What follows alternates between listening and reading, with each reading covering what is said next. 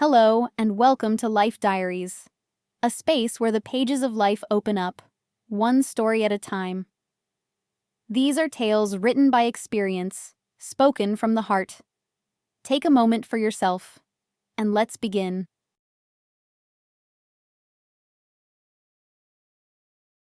Eleanor's childhood was spent in a village where she was born a long-awaited, late child. Because of this, the girl was surrounded by boundless love and acceptance from a young age. She was cared for. She was given smiles and hugs. Heartfelt warmth emanated from almost every house in the vicinity. That's how they lived. And those who found prosperity moved to the city. Eleanor studied in a tiny village school. In her class, besides herself, there were only 4 other students. She knew that in cities, classes numbered 30 or even more children, but imagining it was almost impossible. Years flew by. Eleanor grew quickly, maturing. In her teenage years, she felt a need for something more. Her parents were kind and honest people, but without grand dreams or aspirations. They accepted their lot, preferring a quiet backwater to the raging sea of life. There was enough for food and clothing, and for that, they were thankful. And then one day, fate struck a blow. What happened turned Eleanor's inner world upside down. A severe illness struck her father. He was taken to the city for examination, admitted to the hospital. He needed expensive medical intervention. Of course, the family treasury was empty. Even selling their old house wouldn't raise the necessary sum. The elderly man was treated, of course, but the free therapy didn't have the desired effect. In the end, the illness proved stronger. Eleanor and her mother were left alone in the world. It was then that the girl understood. At any cost, she needed to achieve prosperity, or at least become very well off. In money, she saw the key to independence, security, the ability to solve many problems. She decided to start by getting a good education. Before, she had thought of entering a college in the nearest town. Now she set her sights on the white-stoned city, the capital. It was far, it was difficult, it was scary, but it was there that the concentration of great opportunities lay.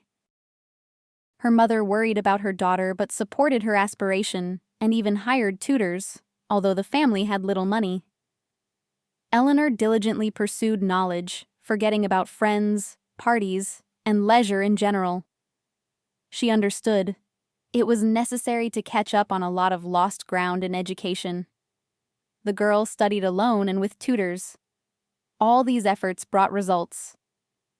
Soon, Eleanor managed to enter a metropolitan university, the economics faculty, on a state-funded place.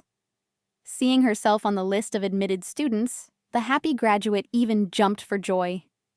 Her efforts had not been in vain. She had succeeded. The university was modest, not the most prestigious, of course.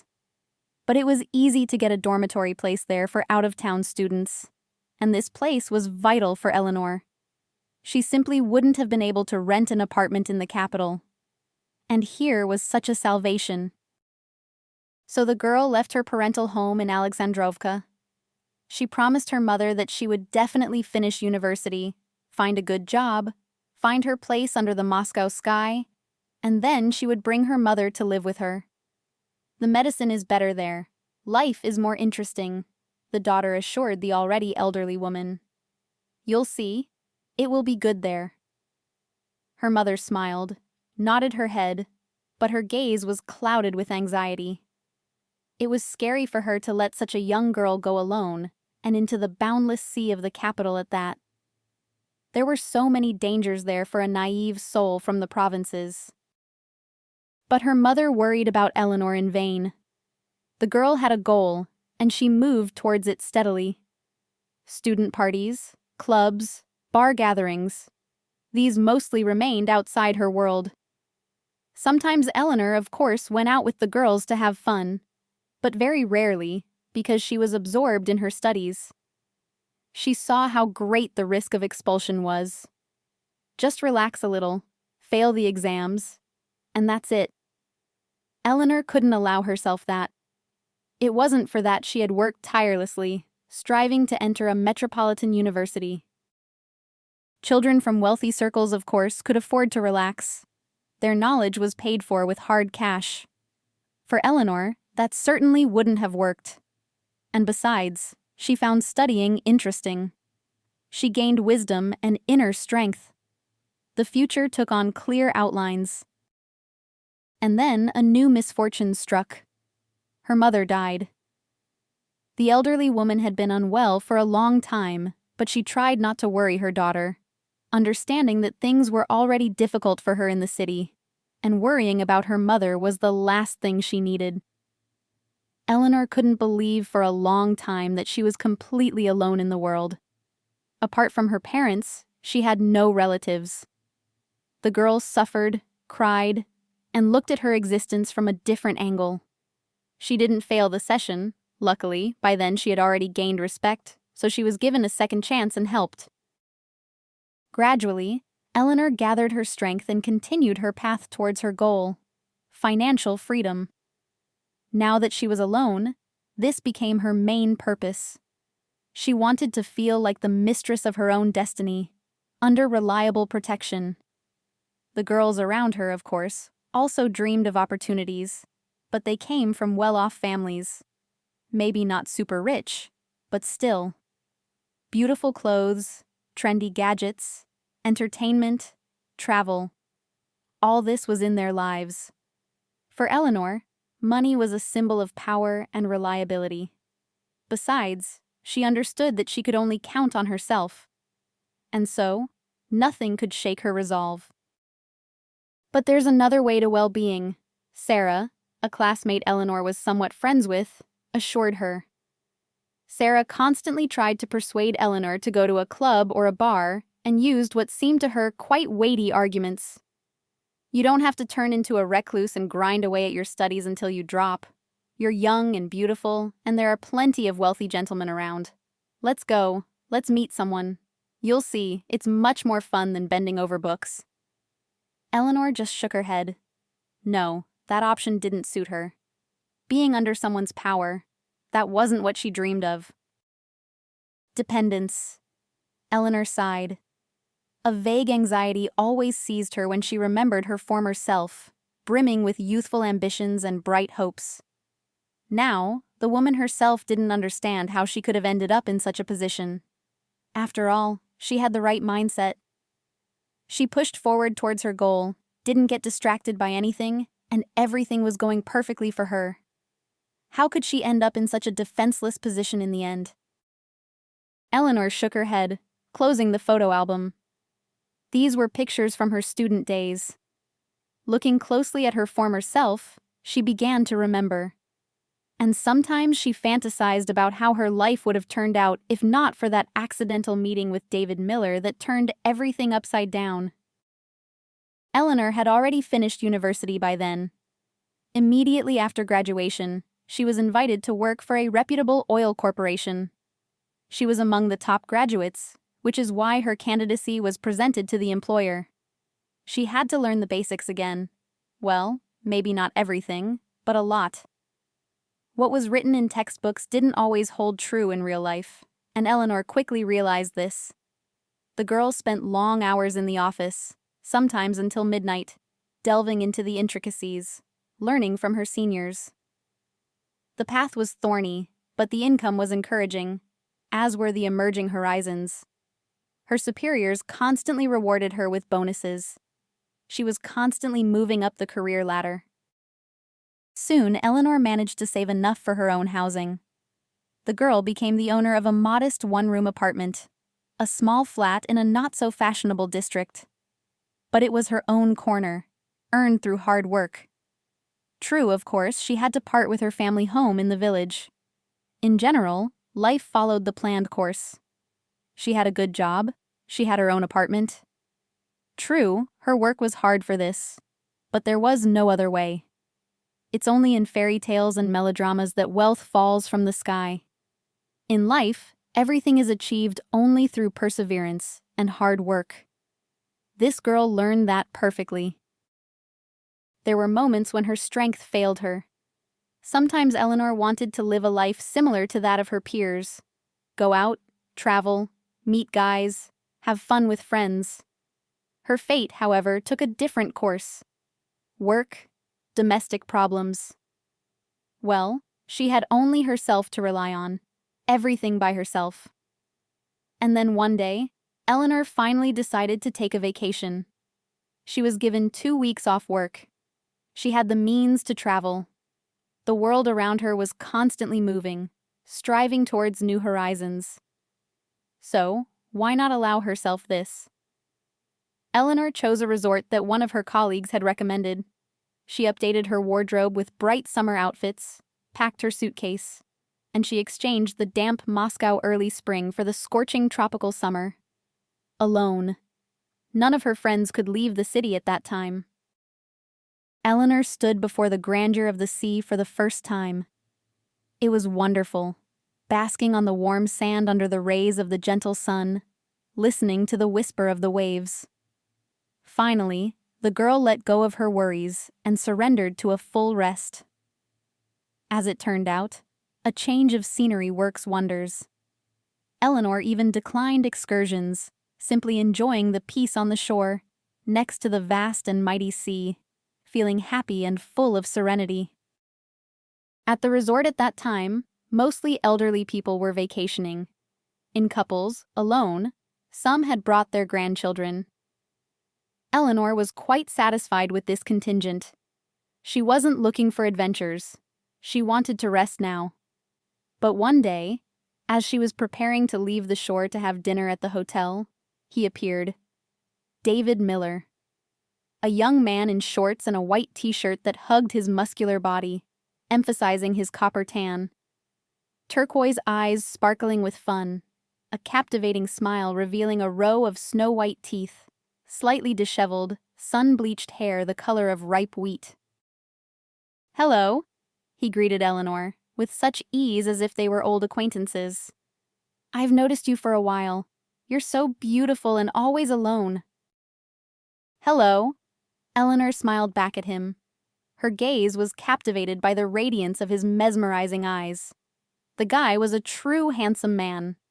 They started talking, got acquainted. The young man introduced himself as David Miller, said that he had come here with his family for a vacation.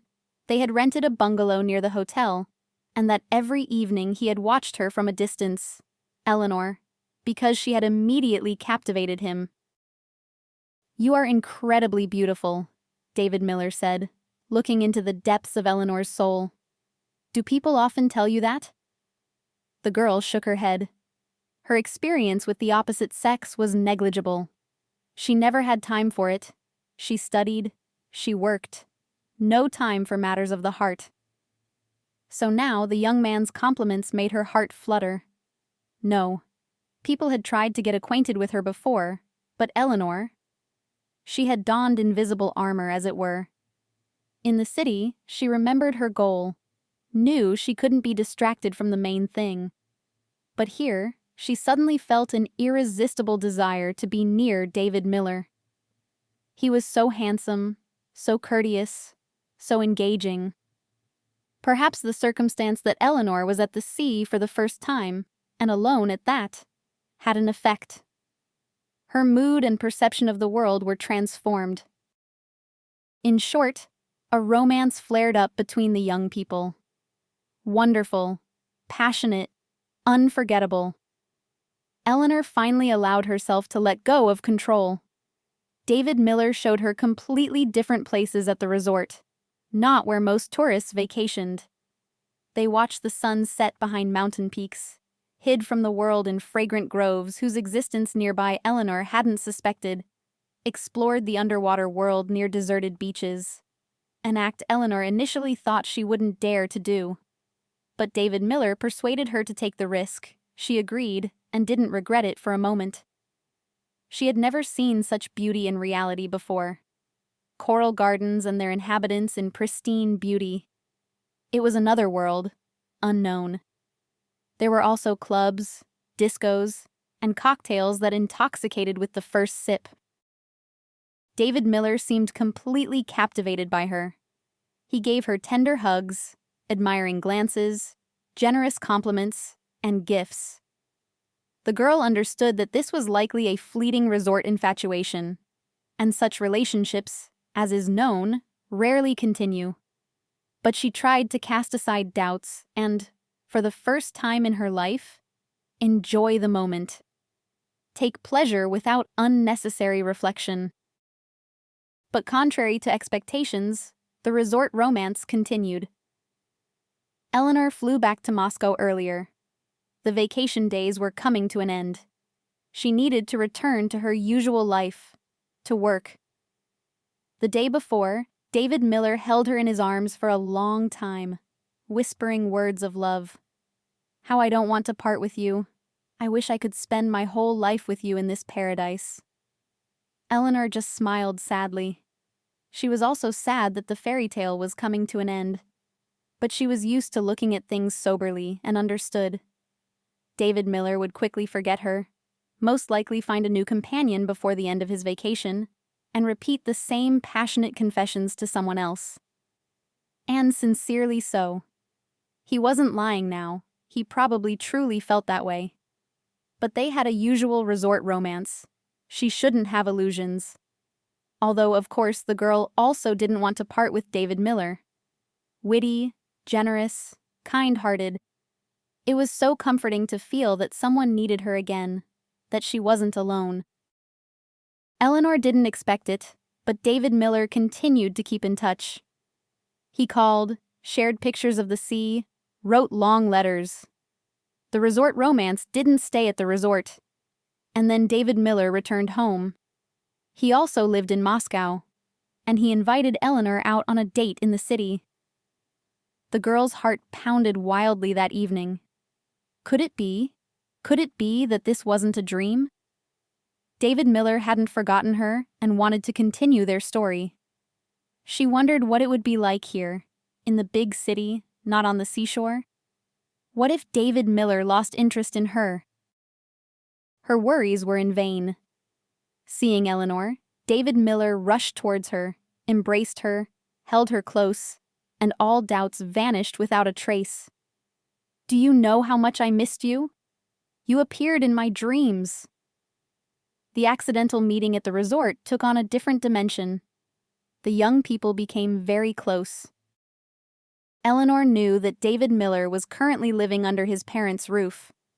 He had graduated from the economics faculty, worked at his uncle's company, but cherished the dream of his own enterprise. He already had a plan. He just needed startup capital. But David Miller was actively working on this. Saving. Investing. In short, he was striving to start his own business. They talked a lot about this future enterprise. The idea seemed promising to Eleanor. She had enough knowledge and practical experience to discuss this topic with David Miller. Her husband admired his intelligence and unconventional thinking. "I know no fear," the guy would sometimes say. "Together we will move mountains, create an entire empire, become rich and free. And we can travel serenely, without burdening ourselves with worries, and rest. Hired hands will work for us." Eleanor immediately picked up, echoing his dreams. "True, you shouldn't expect quick results." "Nothing. We'll handle everything together, overcome any obstacles." Soon, David Miller and Eleanor began living under the same roof. They decided to settle in Eleanor's apartment. David Miller had his own housing, an apartment in a prestigious district given to him by his parents, but they had also set a condition. Their son would cross the threshold only as a husband. It was a cozy family nest, not a bachelor's pad. Gradually, the young people began creating their own business. The business moved slowly. Eleanor and David Miller continued to work for hire, but invested every free penny in their joint venture. They had to tighten their belts, save money. But both understood the goal for which they were making sacrifices. It soon became clear that for further development, they needed significant investments. "Where can we get the money?" David Miller asked one day. "What if you sell your apartment? This one-room flat? We won't live here anyway. We need something bigger, more decent. But the money will be enough to give a powerful boost to the development of our company."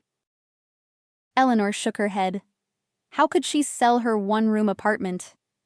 Yes, the apartment was small, but it was her own corner, acquired through hard work. Moreover, their business was still on shaky ground. There was no certainty of its success. "Well, where will we live?" Eleanor asked. She simply didn't know what to say to the man she loved. "I've thought of everything. We'll get married. I've been dreaming of making you my wife for a long time anyway. We'll get married and move into my apartment. You know, my parents set that condition. Into the new apartment only with a wife. The apartment is big, beautiful. The district is good. It will be more comfortable for us there. And we'll sell your one-room apartment and invest the money in development. Everything will work out for us. You'll see. We'll be rich, just like we once dreamed, and we'll achieve everything on our own. Understand?" Eleanor's vision swam. So much had fallen upon her. The offer to sell the apartment and the talk of marriage. She needed to process it. But David Miller was so convincing and full of enthusiasm. Why doubt? David Miller had proven the sincerity of his feelings more than once. They were together. They were the closest people to each other. A happy life together and a joint business awaited them. David Miller was reliable, like a stone wall. He loved her. It was clear in everything. What else was there to think about? David Miller and Eleanor got married just a month after that conversation. They declined a lavish ceremony, although the groom's parents insisted on a grand celebration. Of course, their only heir was getting married. But Eleanor? Who could she invite? She had no relatives, almost no friends. And the money? The funds that would have been spent on the celebration were better saved for the future business. Both of them were obsessed with this idea. The business was their common brainchild and common dream. So David Miller and Eleanor, after registering their marriage, simply sat with the groom's parents in a restaurant, celebrated the event, talked, and got acquainted at the same time. David Miller's father quickly hurried away. He was a man of action, constantly receiving calls, required to be present in some work processes. But David Miller's mother, Martha Miller, was already retired. She had once worked with her husband, but now she had withdrawn from affairs. And nothing was rushing her. Eleanor could never figure out if Martha Miller liked her or not. She behaved like a true snow queen, reserved, slightly haughty, impeccably polite. It was impossible to read from her face what feelings this woman harbored deep inside. Eleanor immediately understood. A close connection would not arise between them. Such was her character. It was a pity. She so wanted to feel warmth and acceptance. "Mama, she just has that kind of character," David Miller explained later. "But she's good, really good. Don't worry about it. Mama won't interfere in your life." "I thought she dreamed of a different daughter-in-law, from a wealthier family." "No," David Miller smiled. "You just don't know her.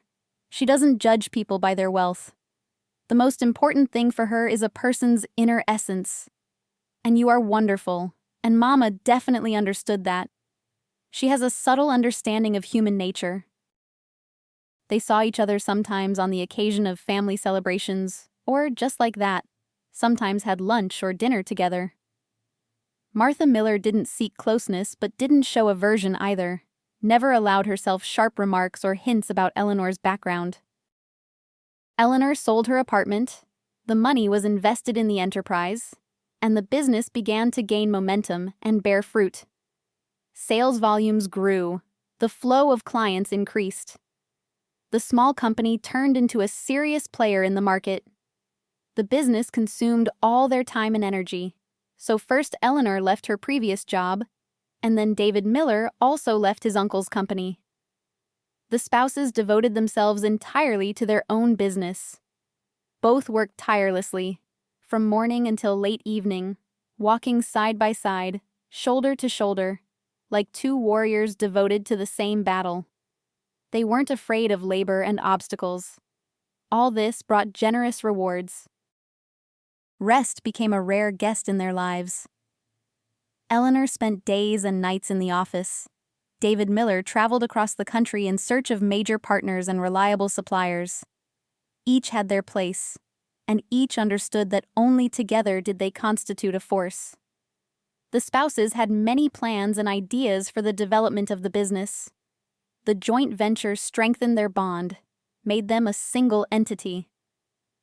Eleanor admired his tireless energy and enthusiasm, and he didn't spare praise. Eleanor brilliantly handled financial reports, planning, and it was her mind that generated the most successful ideas. The spouses understood. They were one step away from their dream. Very soon, their business would be able to function almost without their direct participation, and they would gain freedom, prosperity, and the opportunity to travel the world. The young people even enjoyed working, reaching peaks, achieving victories, overcoming obstacles. But they still dreamed of a freer pace of life. Both felt that this was achievable. It was just a little way off. And then came the unexpected news of pregnancy, like a bolt from the blue. The spouses hadn't thought about children yet. They believed the time hadn't come. How could one think about a child with such busy parents? No, heirs were certainly in the plans, but in the distant future. The birth of children was postponed until those happy times when David Miller and Eleanor's company could finally operate without their constant control and involvement. Eleanor initially decided that the dizziness, nausea, and pulling pains were all from exhaustion. Or perhaps her stomach was acting up. After all, she and her husband often ate in a hurry, on the go, and sometimes forgot about food altogether. But the unpleasant sensation didn't pass. Eleanor had to go to the doctor. At the hospital, she was told about the pregnancy, advised to register immediately, and prescribed vitamins. Eleanor returned home, tears streaming down her face.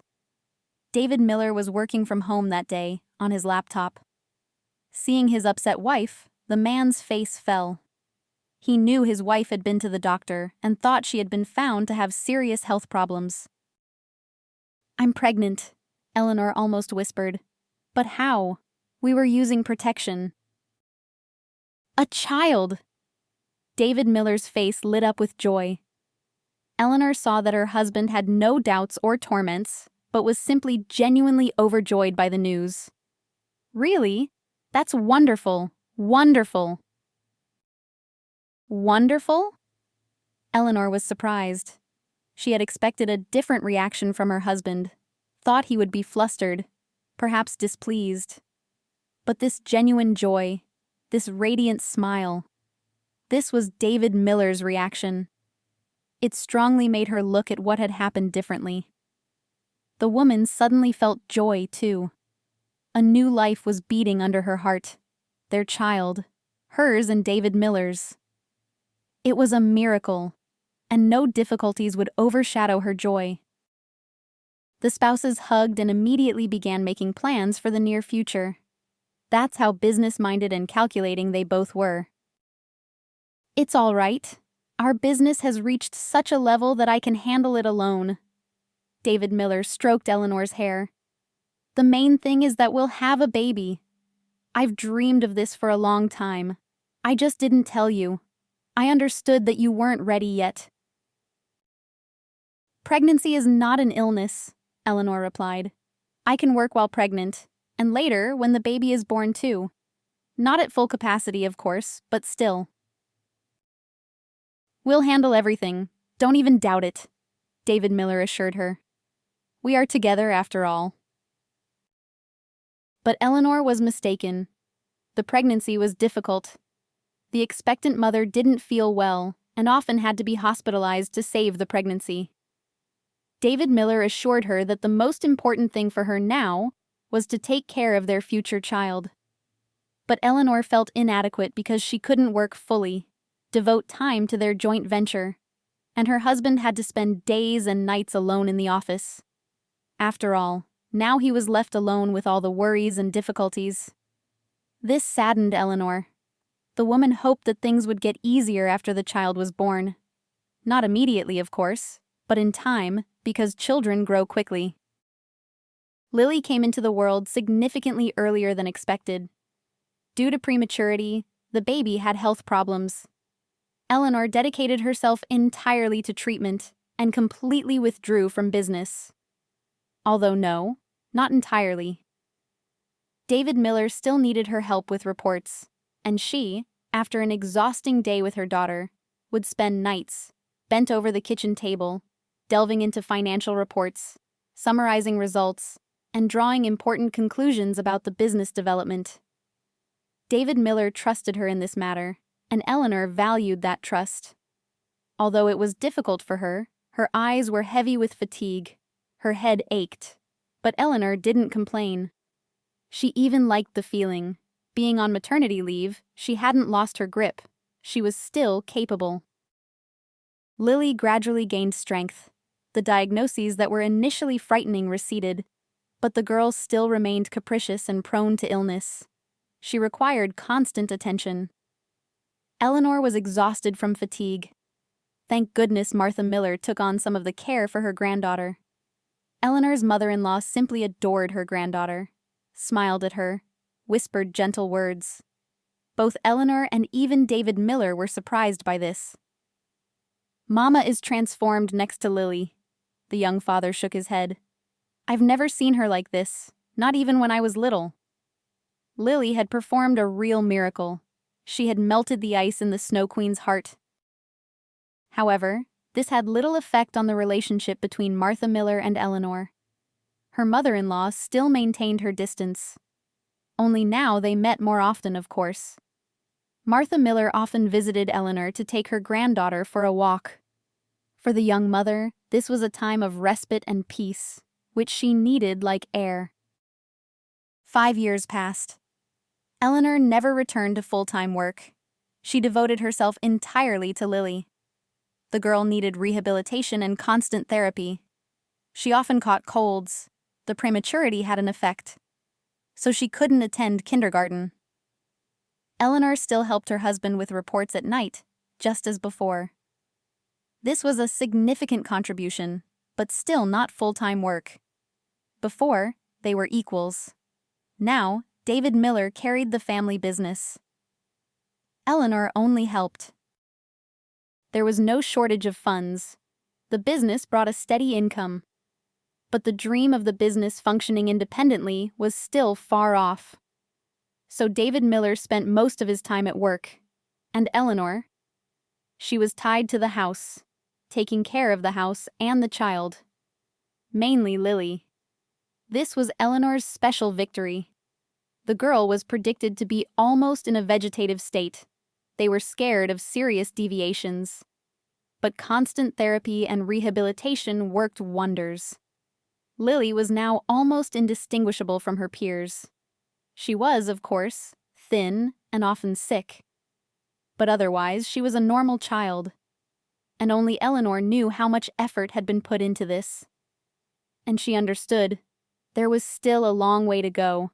But Lily's prospects were encouraging, which meant they had to keep fighting. She was used to difficulties. There was no time for herself at all. The child, the reports, the household chores, all this drained her strength. Eleanor had recently started avoiding her own reflection in the mirror. She had lost her former slimness. Not fat, but not the graceful gazelle she had been 5 years ago either.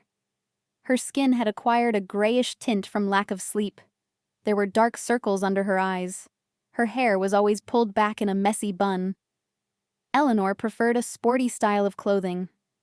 Her former fitted skirts and elegant blouses gathered dust in the back of the closet. High-heeled shoes were also gathering dust there. Jeans, loose t-shirts, Sneakers. That's what had become her everyday uniform. It was comfortable, and the extra weight wasn't as noticeable. And you couldn't run after a lively child on playgrounds in heels. Her friend Sarah, from their student days, reproached Eleanor. "You've dissolved into your family. Do you think anyone appreciates your sacrifices? Hardly. You can't live like this. You need to think about yourself too." "Of course I need to," Eleanor nodded. "But how can I do that? Who will take care of Lily, the house, the financial reports?" Eleanor preferred to think that this state of affairs was temporary. Once her daughter grew up, she would take care of herself and return to a full life. She just needed to endure. It was just a phase. But this phase just kept going on. David Miller had become somewhat distant. It was understandable, of course, work, many worries. But still. The man now returned home late, or sometimes stayed overnight at the office. He listened to her distractedly. His daughter's affairs interested him little. And yet, he himself had once persuaded her to keep the child. The only thing they talked about from time to time was the financial reports that Eleanor checked and prepared. Colleagues, his boss, his subordinates. His world now consisted of them. They no longer spent time together as before, didn't go out anywhere, not even to corporate parties. David Miller preferred to appear alone. "Well, there's no one to leave Lily with. And anyway, you wouldn't be interested there. The whole social circle has changed. I wouldn't go myself, but my status obliges me." Eleanor understood perfectly why David Miller avoided going out together. Eleanor had never been naive. Of course, her husband was embarrassed by her, by what she had become. Out of shape, tired. He himself had been like that a few years ago, but family worries, their daughter's illness had left their mark. The realization of this caused pain. But what could she do? Eleanor blamed herself for not coping, and perhaps not prioritizing correctly. David Miller even started avoiding her touch. Eleanor tried to hug him, to press herself against him. He invariably pulled away. An invisible wall had grown between them. Eleanor hoped she could regain their former closeness. She read advice from psychologists, searched for answers. She started exercising at home. There was still no time for the gym. And she exercised with Lily in front of the screen. Both of them even started enjoying this activity. Eleanor understood. Her marriage was under threat, and the responsibility for preserving the family lay with her, as the woman. Eleanor was ready to fight for her family happiness. At that time, she didn't yet understand, didn't know, that the reason lay not with her. The epiphany came late in the evening. David Miller, as usual, returned late. Lily was already asleep in her room. Eleanor was reading, lying in bed. David Miller looked frowning, lost in thought. He immediately went to the bathroom, leaving his phone, which he usually never let go of, on the bedside table. And then, while he was in the bathroom, the phone vibrated. Eleanor knew. Her husband could be called for business at any time. The company's partners lived and worked in different time zones, so late calls were not uncommon. Eleanor decided to answer, just in case it was urgent. "Hello, David Miller," a polite male voice said on the phone. "We are calling from the Rose of the Winds restaurant. Your beautiful companion forgot her handbag at the table. I assure you, it is completely safe. A courier will deliver it to any address you specify. We value our regular customers." Eleanor carefully hung up. Almost immediately, the phone vibrated again. The person from the restaurant, apparently, still wanted the address to deliver the handbag. Eleanor ignored the call. She pulled the blanket up to her chin, curled up in a ball under the covers, and sank into thought. Water was running in the bathroom. Her husband, David Miller, was in the shower there. The man Eleanor trusted implicitly. As it turned out, in vain. She had thought their difficulties were temporary, that everything would work out, fall into place, if only they made an effort, and their relationship would take on new colors. But now it turned out that her husband was a regular visitor to one of the city's most fashionable restaurants, and he was there with a beautiful companion, as the employee of the Rose of the Winds called her. The most bitter part? There could be no doubt, because David Miller was addressed by his full name and patronymic, which she translated to just his name. So there was no hope that they had misdialed. David Miller and his beautiful companion. So, David Miller had another woman. Well, a wealthy man could afford that. This meant that work was not the reason her husband was constantly absent. His frequent trips? Perhaps they were just vacations with another woman. And Eleanor. She even felt sorry for him, that he, poor thing, worked tirelessly, saw no light of day. This meant that while she was fighting Lily's illness alone, getting the child back on her feet, creating comfort in the house, bending over reports at night, David Miller was spending his time differently. He had stopped noticing his wife and daughter, and Eleanor even blamed herself for it. How blind she had been not to notice. At that moment, David Miller came out of the bathroom. Eleanor looked at him with different eyes. She noticed how fit and athletic he had become. Of course, he had set up a mini gym right in the office. Tanned, handsome, full of confidence, and successful to boot. Naturally, such a man was a magnet for women's eyes.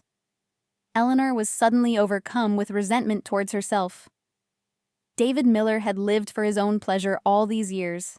He loved himself and put his interests above everything else. And Eleanor? For her, the interests of the family came first. And this was the result. Even her own reflection in the mirror had become alien. "Your beautiful companion forgot her bag," Eleanor said in a matter-of-fact tone, sitting up in bed. "What?" David Miller was taken aback. "So you took my phone?" "I answered a call. I thought it was for work, but it was about something entirely different. A beautiful companion." David Miller quickly regained his composure. He walked to the closet, took out his pajamas, and began changing, acting as if nothing had happened. There wasn't a hint of embarrassment or guilt, as if this was how it should be. "So you have nothing to tell me?" Eleanor felt anger boiling within her. Unlike her husband, it was difficult for her to remain calm. "Well, you heard it all yourself." David Miller took a blanket and pillow from the bed. It was clear he was going to sleep on the sofa in the living room. And rightly so, after such a confession. And yet... "All right." David Miller looked at his wife with a calm, firm gaze. And this angered her even more. "All right. Yes, I have another woman. Young, beautiful, full of life. With her, I feel light and interested, you understand? She's like she recharges me with energy. And she loves me." "But I love you too." The words escaped her lips before she could stop herself. She didn't want to confess her feelings to the husband who had betrayed her at all. But it was the truth. Eleanor truly loved him. He was still the closest and dearest person to her. "You love me?" David Miller smirked wryly. "It doesn't seem like it. All I hear from you is, Lily, Lily, as if there are no other topics for conversation. And anyway, look at yourself, what you've become. At first I didn't understand what was wrong. My feelings for you seemed to be cooling. And you're not just standing still, you're degrading." His words pierced her heart with sharp pain. It was hurtful and unfair. "You were smart and beautiful once. I understood that I had to accept it. We just grew up. Everyday life. The child. Probably, strong feelings and vivid emotions only happen in youth. And then I met her. Chloe. She was like she breathed new life into me. The world around me regained colors and meaning. I was living, truly living. But at home, here, with you, a kind of melancholy, a sense of hopelessness, inevitably washes over me again. Chloe, on the other hand, gives me strength, inspires me. Chloe, Eleanor repeated. So that's the name of her husband's beautiful companion. She surely had the looks of a model. He would hardly pay attention to anyone else. We are both to blame for this, the man said. Now there was a certain note in his voice. Only Eleanor couldn't determine if it was sincere or feigned, appropriate for the moment. Well, since you've found out everything, it's time to talk about divorce. Chloe is tired of being in the shadows. I was going to tell you everything myself. I just lacked the resolve. And then this happened. It's even good that everything came out. Not now, Eleanor shook her head. I need time to process everything. Of course, David Miller nodded and left the bedroom, carrying the blanket and pillow. Of course, Eleanor didn't close her eyes that night. She cried, burying her face in the pillow. Tears brought only brief relief, and then the emotional torment began again. The woman blamed herself, then blamed David Miller, then the unknown Chloe. How shameless one must be to have an affair with a married man. And Eleanor also thought about the future. How would they live separately now? There would be property division, a difficult and lengthy process. Lily? Of course, she wasn't very attached to her father, but the girl would still ask questions. What should she tell her? How to explain this to a 5-year-old child? Towards morning, Eleanor fell into a heavy sleep. She was woken by Lily's voice. David Miller was already gone. He had left for work. Or maybe not there. Who knew now? 3 days passed. During this time, David Miller was living somewhere away from home, probably with that woman. Perhaps he was renting an apartment for her, or maybe he had already bought some apartments. Eleanor gradually came to terms with the idea of divorce, accepted it. It was difficult, of course, but she wasn't the first person to go through this. Anything can happen in life. The woman began making plans for the future without him, thinking about how to live on. She was hardly worried about the financial side. Eleanor had been preparing financial reports for the company for so many years. She knew perfectly well that their family business brought in more than a decent income. It was a profitable enterprise. Its sale would bring significant funds. This would be enough for a comfortable existence. Besides, there was also jointly acquired property. The apartment they had bought recently, several premium-class cars. She and her daughter certainly wouldn't be lost. She didn't even need to think about alimony. But then a nasty surprise awaited Eleanor. They met in a cafe to discuss the upcoming divorce. Eleanor somehow prepared for this meeting as if it were a date. For the first time in a long time, she put on light makeup and wore a dress. Sit down. David Miller gestured for his wife to take a seat at the table. You look good. He was probably trying to seem polite and gallant. Betrayal. Yes, betrayal. That's exactly what it was called. They talked a little about Lily. Then David Miller asked, Have you decided where you and Lily will live? What? Eleanor was taken aback. Are you going to sell the apartment? I thought you would leave it for us for now. This isn't the time to deal with selling. Lily has rehabilitation coming up again. Let's sell it later. Sell it? No. Chloe and I plan to live there. She likes the area. She likes the apartment itself. She already has a lot of ideas about renovations. So... And what if I don't agree? Eleanor felt rage engulf her. How he had changed. He was ready to kick his daughter and ex-wife out of the house for the whim of a new woman. It was outrageous. Eleanor, on principle, would not allow the traitor to carry out his plan. And your consent won't be needed, David Miller calmly retorted. How can that be? The apartment was acquired during the marriage. It's jointly acquired property, which means everything is registered in my mother's name.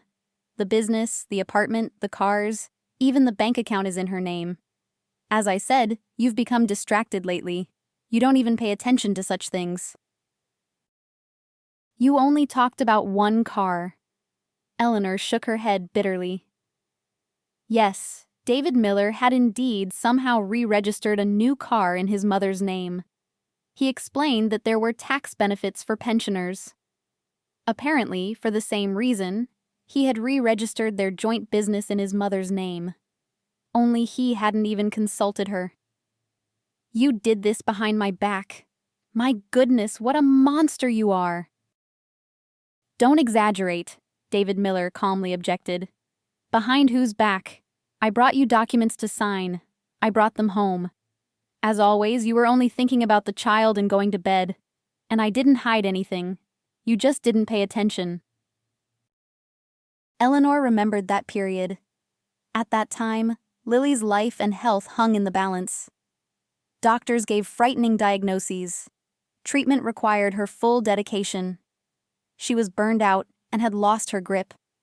She had no strength left for anything but her daughter. Perhaps David Miller was busy with the re-registration at that very moment.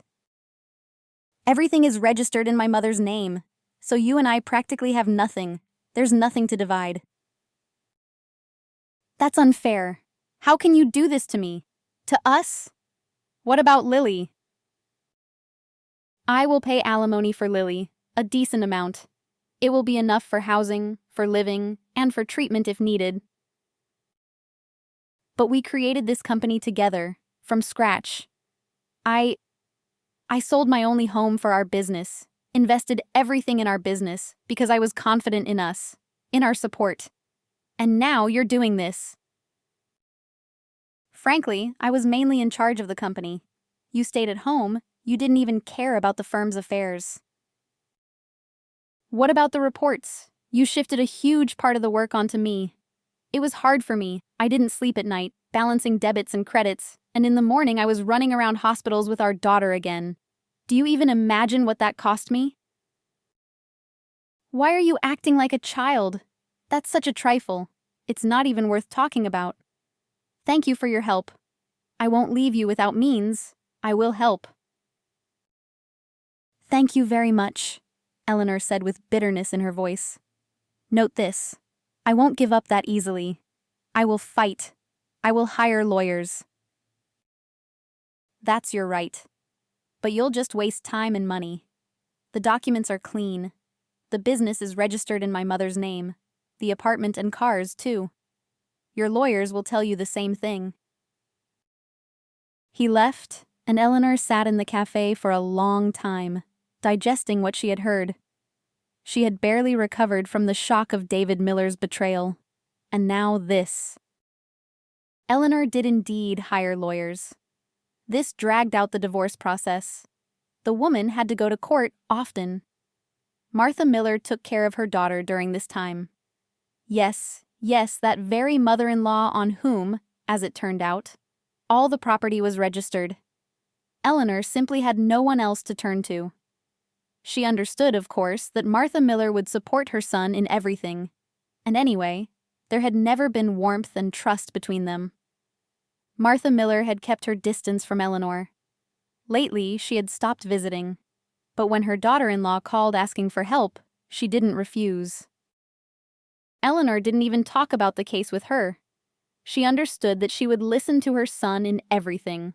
Whatever David Miller said, she would do. But she was a great help to her almost ex-daughter-in-law with her granddaughter. Eleanor couldn't even hire a nanny. As it turned out, she now had absolutely nothing. And she was living not on the income from the joint business, as the woman had thought before, but on handouts from her successful husband. It was humiliating and bitter. Eleanor now knew what Chloe looked like. She sometimes appeared in court with David Miller. Tall, dark-skinned, long-legged, incredibly slender. Long, dark brown hair cascaded down her graceful shoulders. David Miller's hand was almost always on her thin waist, and she looked at him with such devotion that Eleanor began to understand her husband. It must be hard to resist such a gaze. David Miller. It turned out she didn't know him at all. Or perhaps he had changed dramatically, turned into a different person. The connection that had existed between them was slowly, painfully tearing apart. This was also difficult. Eleanor turned off the light and lay down in the bedroom, still her own, cozy, and now beloved. Soon she and Lily would have to leave this apartment. Although hope, albeit faint, still flickered. Tomorrow was the decisive hearing that would finally settle everything. However, Eleanor's lawyers couldn't do anything. And at the final hearing, the judge announced the verdict. All documents were drawn up according to the law. The spouses had no jointly acquired property. However, Lily was awarded alimony, a pittance, as David Miller, of course, had stated his minimum official salary. Eleanor left the courthouse on shaky legs. She was left with nothing. Eleanor saw David Miller gallantly open the door of his new SUV for Chloe. She somehow gracefully slipped into the cabin, and then they sped away. And what was she to do now? How was she to raise Lily? She couldn't even send her to kindergarten to go to work. Her daughter was too weak and sickly. Eleanor called a taxi. She needed to go to her mother-in-law's. But this woman, she was also participating in David Miller's treacherous scheme. His mother couldn't not have known about her son's plans. With a heavy heart, Eleanor rang her mother-in-law's doorbell. She lived in a new house in the city center, in a luxurious 2-story apartment. Martha Miller opened the door and smiled at Eleanor. Yes, she smiled. This was unusual. Speaking, Martha Miller held Lily in her arms. She was also smiling broadly. "Mommy's here!" the little girl exclaimed happily, reaching out her arms to Eleanor. "Come in, we'll have coffee and pie now. We have a lot to discuss." All this was somehow very strange. Eleanor modestly sat on the edge of a chair. "With milk?" Martha Miller asked in a matter-of-fact tone. Eleanor nodded. "Well, just don't worry." Martha Miller sat down opposite her daughter-in-law. "I know what happened in court today. David Miller has already told me. You are left with nothing." "Why did he do this to me?" Eleanor whispered. She hadn't intended to talk about this with her mother-in-law, but she couldn't hold back. And besides, Martha Miller herself had started this conversation.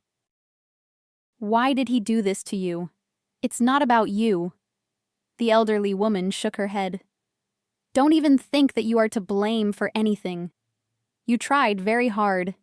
It's in his nature, in his genes. I don't know. Maybe I missed something in his upbringing." Eleanor looked at her mother-in-law, not believing her ears. These were not the words she had expected at all. Martha Miller seemed to be on her side, instead of defending her son. "My current husband is not David Miller's biological father. Robert raised him as his own. Only my son's biological father ran away as soon as he found out about my pregnancy. Or rather, another woman took him away, prettier, brighter, richer, which was not unimportant, and I was left alone. Robert had loved me for a long time. He supported me in that difficult moment and accepted my son as his own. But David Miller, it seems, inherited more from his biological father than I would have liked. He treated his wife almost the same way his father did, even worse." "I didn't know." "Now you know. David Miller is a skillful manipulator. Do you know what he told me about you to gain my favor, so I would take his side in court? What did he say? That you were a loose woman and that the child wasn't his." "Lily, he told me this not long ago when he was re-registering the property to me. He said that if there was a divorce, he didn't want you to get anything, as you had come to everything ready-made. Come to everything ready-made? We built this business together, and I never cheated. Did he really say such things about me? He did. I believed him, you see. I always dreamed of a daughter, but God didn't give us children together. And then Lily, my granddaughter, a little girl, a princess, my beloved baby. I adored her. I don't think I've ever loved anyone in my life as much as her. And then David Miller says she's not my own, that you had this child out of wedlock. How angry I was with you then. Maybe you noticed, I stopped visiting you. I missed her terribly. I thought if I saw her less often I would forget. It wouldn't hurt as much. But nothing worked. My heart still yearned for the little one. Meanwhile, Martha Miller's son started the divorce. David Miller was happy that all his property was registered in his mother's name, and his unfaithful wife would be left with nothing. And Martha Miller thought it was fair. Indeed, she came from somewhere. A cunning girl, foisted someone else's child onto her husband's neck. However, Martha Miller could still understand this. She herself had been in a similar situation. Robert also accepted her with a child. Only she was faithful to her husband and grateful for his support. He didn't abandon her in trouble. And this Eleanor. She continued to go out. At least that's what David Miller said. The man suffered, was tormented, tried to reason with his wife, and then met another and decided that things couldn't go on like this. Well, and he started this divorce. And his mother supported him. Who likes to see their child, even an adult, suffer? Eleanor hired lawyers. She didn't want to part with the property. One of them launched a vigorous activity and found out that Eleanor had invested in the business, not only with her labor, but also with money. And Martha Miller had doubts. This lawyer made her think. She hired a person who found out everything for her. That's when everything became clear. Yes, indeed, many years ago, Eleanor had sold her apartment, and they had started their business with that money. And then Martha Miller understood that David Miller hadn't told her the whole truth. And then hope appeared. What if the words about her granddaughter were also a lie? Martha Miller had a lock of David Miller's hair in a small envelope in her family album. She had kept the first lock of her son's hair as a keepsake. It was customary back then. Her granddaughter, purely intuitively, before the last hearing, Martha Miller decided to do a DNA test. She had the material for the analysis at hand. And today, the results came. Lily was David Miller's daughter and her granddaughter. There was no doubt about it. Forgive me for doubting you, but David Miller knows how to be convincing.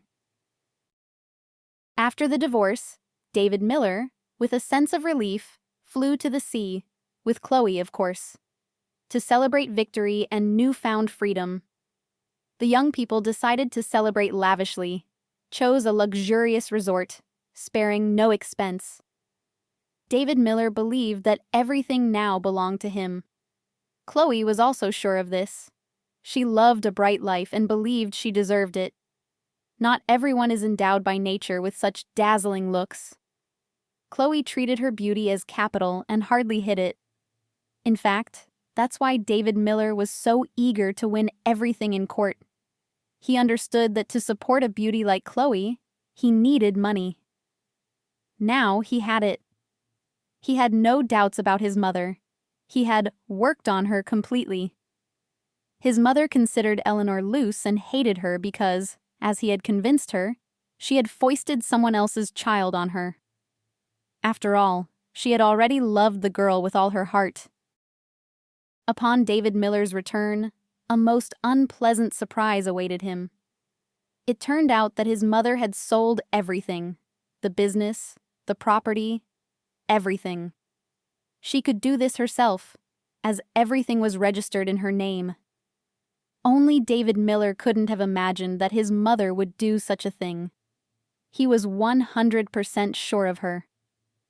Martha Miller gave the money to her granddaughter and former daughter-in-law. every last penny. Now Eleanor was rich, and he was left with nothing. However, his ex-wife showed unprecedented generosity and nobility. When David Miller had somewhat recovered from the blow, Eleanor transferred half of the funds to him. She didn't even call him. She wrote a letter. "We built this business together. The company is our common brainchild.